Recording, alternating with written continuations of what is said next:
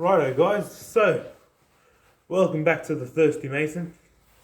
As you can see, I've zoned back in on the bottles again. Not my gorgeous mug, like that bloody matters. Today I'm going to discuss something that very few wine channels seem to be discussing. And that is, at what stage does the price stop leveling out with the quality? Okay, I understand there's a million reasons why a wine can be expensive, but at what stage can you confidently say, I'm buying this, and I know for a fact this is at the maximum pinnacle of what the winemaker needs to do, and this is the price point that I need to pay to get the best quality inside this bottle. And so the Juniper Estate's back, and the Pataringa's back, and so is the Gregor.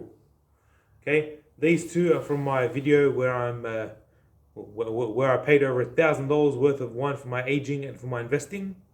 And this is a fantastic Margaret River estate grown wine. Now, these are three separate price points. All of these are considered a high-end wine. Okay? But one of these is ridiculous. There's 80, 150, and 350. Cool.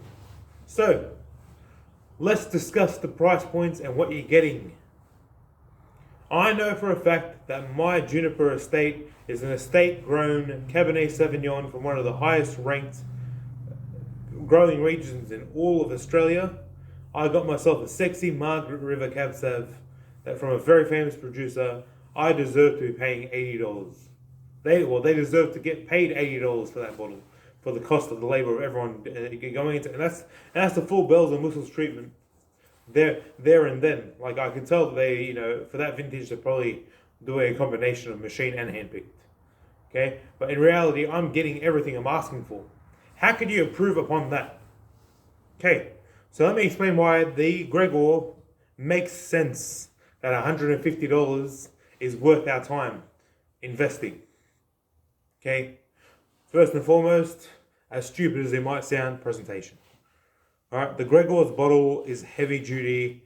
The corking costs are very high. The sealing costs are very high. The design of the label is very good. Okay, per bottle it's going to be more pricey. And now, both of these handpicked vintages, but this is 100% handpicked. The entire vintage was handpicked. This is a combination of machine and handpicking in order to be very, very, very critical about the quality of what goes into the bottle. Second of all, this undertakes the exact same chemical process as making high-end Amarone. Amarone is a specific style or technique. Well, they utilize a special technique where they sun-dry their grapes in order to intensify the sweetness and the flavor. And then they watch out for their pressings as well. They're only using very, very, very, first pressing, not even pressing, free-flowing juices in order to make this crazy, crazy high-end vintage. This has all the bells and whistles. Okay? Dollar for dollar, price for price, you probably can't get better than that. Okay? $150 gets you high-end stuff. What does $350 get you? Alright, same process. Alright, hand-picked. Alright, gorgeous, gorgeous region. No sun drying. Okay, so that's one thing less. Why is it that I'm getting more value for my $150 than I am for my $350? Interesting question, huh? And the answer to that is this. Anything past $150, as far as I'm concerned, is for investing. That's it. I'm paying for Tipsy Hill Pataringa. I'm paying for that name. I'm paying for that prestige. I'm paying for that scarcity. Okay? And then anything from, as far as I'm concerned, from $200 and up, it's not worth drinking anymore. And that's me actually being dead set serious on life. I know for a fact that I could buy a Grange for $750. I can buy a Torbeck for $1,500, Henschik for another $1,000, and none of these are going to be better than my $150 bottle.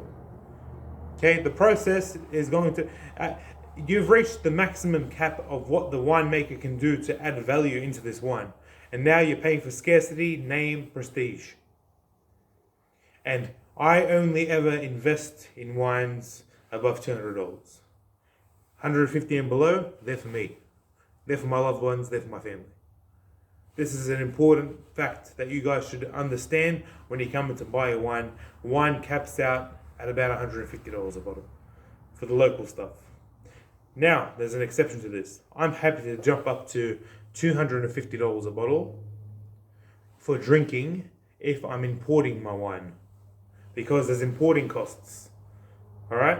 So, for example, if I'm buying myself a really high-end bottle of Bordeaux, I'm not spending less than the maximum I would spend is $250, because I have to account for the shipping cost, the distributor, all that kind of other bells and whistles that have to be attached with importing. But when it comes to locals, whether you're from Italy, whether you're from France, whether you're from England, whether you're from America, at about $150, they've capped out what they can possibly do winemaking technique-wise. And where does a high-end craft wine begin and end? Personally, I think from $80 to $150 is where, in my opinion, craft high-end wine is within the range of. So if I'm aging $180 to $150. If I'm drinking, I'm doing short-term aging from $50 up to $79. Okay? And if I'm drinking immediately, it's from $15 up to $49. Even at $45, I might play around with aging a little bit, but to me, I'm ready to drink now. Anyway, guys, I hope that information helps you out. Like, share, and subscribe for a lot more information.